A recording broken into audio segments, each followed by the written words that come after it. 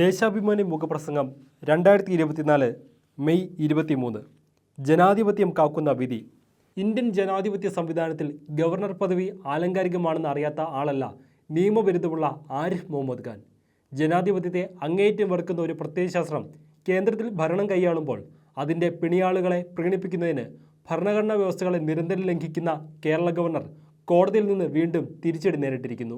കേരള സർവകലാശാലയുടെ സെനറ്റിലേക്ക് ചാൻസലർ എന്ന നിലയിൽ 4 വിദ്യാർത്ഥികളെ നാമനിർദ്ദേശം ചെയ്ത ഗവർണറുടെ നടപടി റദ്ദാക്കിയ ഹൈക്കോടതി വിധി ഇത്തരത്തിലുള്ള ആദ്യത്തേതല്ല. സെനറ്റിലേക്കുള്ള വിദ്യാർത്ഥി പ്രതിനിധികളായി കേരള സർവകലാശാല നാമനിർദ്ദേശം ചെയ്ത പഠനത്തിലും കലാകായിക രംഗത്തും മികവ് പുലർത്തിയ 4 വിദ്യാർത്ഥികളെ ഒഴിവാക്കി ABVP പ്രവർത്തകർ എന്ന യോഗ്യത മാത്രമുള്ള 4 പേരെ നാമനിർദ്ദേശം ചെയ്ത ഗവർണറുടെ നടപടി നിയമവിരുദ്ധമാണെന്നാണ് ഹൈക്കോടതി വ്യക്തമാക്കിയിരിക്കുന്നത്. ചാൻസലർ എന്ന പദവിയുടെ അധികാരം അനിയന്ത്രിതമല്ലെന്ന് കോടതി ചൂണ്ടിക്കാട്ടി. സെനറ്റിൻ്റെ വിദ്യാർത്ഥി മണ്ഡലത്തിലേക്ക് science, humanities, sports, fine arts വിഭാഗങ്ങളിൽ നിന്നുള്ള പ്രതിനിധികളെ മികവ് മാത്രം പരിഗണിച്ച് സർവകലാശാല നാമനിർദ്ദേശം ചെയ്യണമെന്നാണ് ചട്ടം. അതിന് അംഗീകാരം നൽകുകയെന്ന ഔപചാരിക അധികാരം മാത്രമാണ് ചാൻസലറിൽ നിക്ഷിപ്തമായിരിക്കുന്നത്. സയൻസ്, ഹ്യൂമാനിറ്റീസ് വിഭാഗത്തിൽ ഡിഗ്രി പരീക്ഷയിൽ റാങ്ക് നേടിയ സർവകലാശാലയിൽ തന്നെ ബിരുദാനന്തര ബിരുദത്തിന് പഠിക്കുന്നവരെയാണ് സർവകലാശാല നാമനിർദ്ദേശം ചെയ്തത്. അവരെ മാറ്റി നിർത്തി ചാൻസലർ നാമനിർദ്ദേശം ചെയ്തതാകട്ടെ പരീക്ഷാഫലം പോലും വരാത്ത ആദ്യവർഷ വിദ്യാർത്ഥിയെയും 3 സെമസ്റ്ററിൽ B ഗ്രേഡും C ഗ്രേഡും നേടിയ വിദ്യാർത്ഥിയെയും. സർവകലാശാല നാമനിർദ്ദേശം ചെയ്ത കലാപ്രതിഭ ഒഴിവാക്കപ്പെട്ടപ്പോൾ പകരം ചാൻസലർ നിർദ്ദേശിച്ചത് ഒരിനത്തിൽ പോലും സമ്മാനം നേടാത്തയാളെ.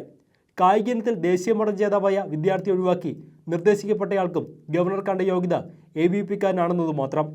കൂടുതൽ യോഗ്യതയുള്ളവരെ തഴിഞ്ഞ് യോഗ്യതയില്ലാത്തവരെ നിർദ്ദേശിച്ചതിന് കാരണമെന്തെന്ന കോടതിയുടെ ചോദ്യത്തിന് അവർക്ക് ചാൻസലറുടെ പ്രീതി ഉണ്ടെന്നായിരുന്നു മറുപടി. യോഗ്യതയില്ലാത്തവരെ നാമനിർദ്ദേശം ചെയ്തെന്ന് പകൽ പോലെ വ്യക്തമായതോടെ ചാൻസലറുടെ നടപടി റദ്ദാക്കിയ കോടതി ഇല്ലാത്ത അധികാരം ചാൻസലർ ഉപയോഗിച്ചെന്ന് വ്യക്തമാക്കിയിരിക്കുകയാണ്. ജനങ്ങൾ തെരഞ്ഞെടുത്ത സംസ്ഥാന സർക്കാരിനെയും സർവകലാശാലകളിലെ ജനാധിപത്യ സമിതികളെയും മറികടക്കാനുള്ള അധികാരം കേന്ദ്ര സർക്കാരിൻ്റെ പ്രീതിയുള്ള തനിക്കുണ്ടെന്ന് ആരിഫ് മുഹമ്മദ് ഖാൻ്റെ ധാർഷ്ട്യത്തിന് കോടതികളിൽ നിന്ന് തിരിച്ചടി കിട്ടുന്നത് ഇതാദ്യമല്ല. കേരള സർവകലാശാലയിൽ BJPയുടെ ഇഷ്ടക്കാരനെ വൈസ് ചാൻസലറാക്കാൻ സ്വന്തം നിലയിൽ സെർച്ച് കമ്മിറ്റി രൂപീകരിച്ച് നടത്തിയ കളികൾ ഹൈക്കോടതി ഇടപെടലോടെ പൊളിഞ്ഞത് സമീപകാല ചരിത്രം.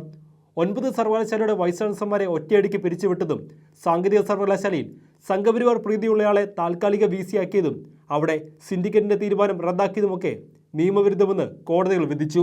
ആ പരമ്പരയിൽ ഒടുവിലത്തെ തിരിച്ചടിയാണ് ഇപ്പോൾ ഹൈക്കോടതി സിംഗിൾ ബെഞ്ചിൽ നിന്നുണ്ടായ വിധി. സംസ്ഥാന സർക്കാരിൻ്റെ ജനക്ഷേമ പ്രവർത്തനങ്ങളെ ഏതു വിധേനയും തുരങ്കം വയ്ക്കുക എന്ന ദുഷ്ടലക്ഷ്യത്തോടെ ഗവർണർ സ്വീകരിച്ച ജനവിരുദ്ധ നടപടികൾക്കെതിരെ സുപ്രീം കോടതി നടത്തിയ രൂക്ഷ വിമർശനങ്ങൾക്ക് പോലും അദ്ദേഹത്തെ യജമാന ഭക്തിയിൽ നിന്ന് പിന്തിരിപ്പിക്കാനായിട്ടില്ല.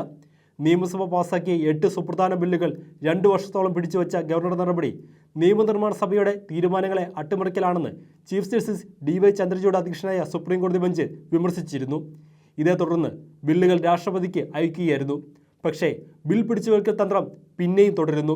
ഇല്ലാത്ത അധികാരം ഉപയോഗിച്ച് സംസ്ഥാന സർക്കാരിനെ പ്രതിസന്ധിയാക്കുന്നതിൽ ആരിഫ് മുഹമ്മദ് ഖാന് കൂട്ടുകക്ഷിയായ തമിഴ്നാട് ഗവർണർ RN രവിയെ സുപ്രീം കോടതി താക്കീത് ചെയ്തത് ഗവർണർ പദവി ഔപചാരികമാണെന്ന് മറക്കരുതെന്ന പരാമർശത്തോടെയായിരുന്നു. ഇപ്പോൾ കേരള ഹൈക്കോടതി ആരിഫ് മുഹമ്മദ് ഖാനെ ഒരിക്കൽ കൂടി അക്കാര്യം ഓർമ്മിപ്പിച്ചിരിക്കുന്നു.